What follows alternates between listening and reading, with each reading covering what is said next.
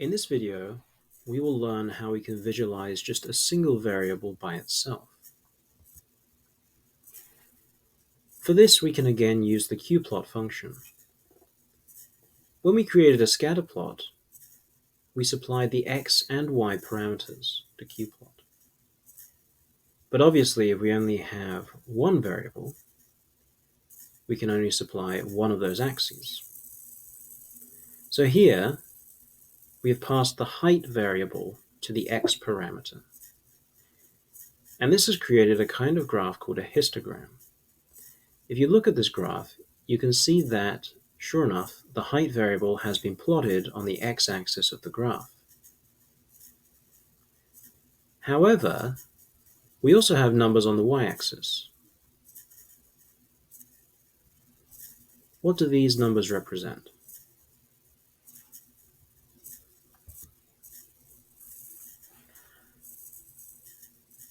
Well, these numbers are actually the count of how many observations have been collected into each bar.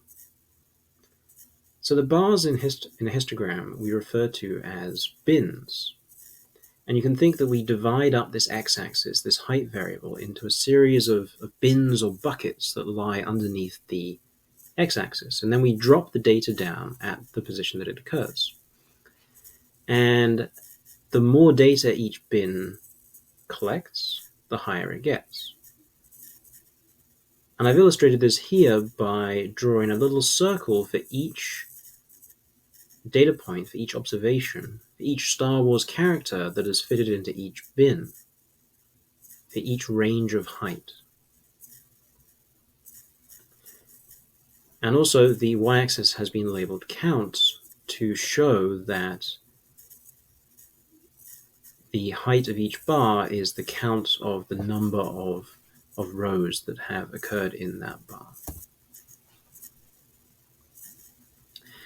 Now, it turns out that the appearance of a histogram can vary quite significantly depending on how many bins we decide to show.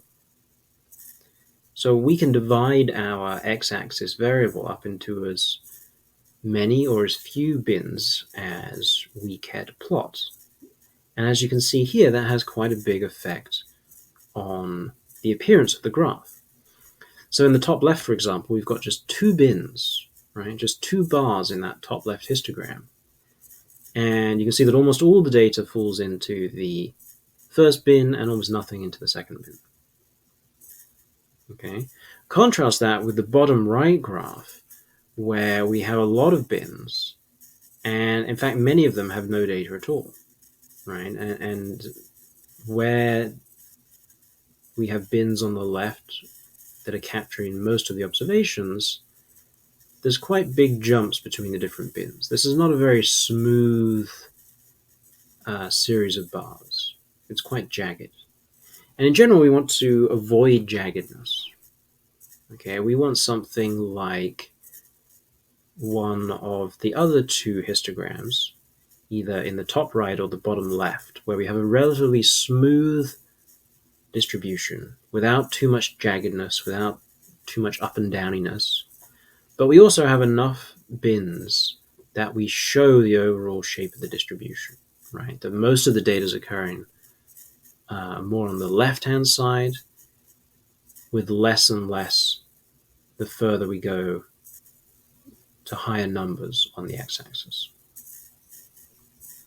Now we can set the number of bins that we want with the qplot function, and we will do that in various exercises in this module.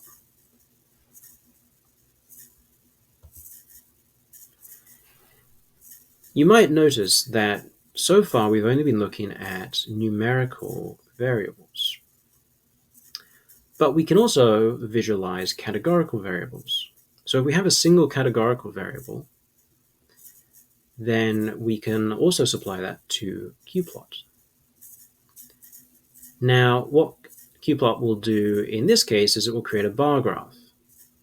But the bars are not bins in the same way they were in a histogram, because we don't have a number now to bin.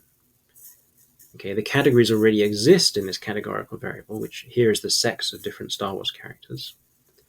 And then all we do is we count up how many of our rows in the data set correspond to each of those categories. And you can see here that the most common sex in the Star Wars data set is male.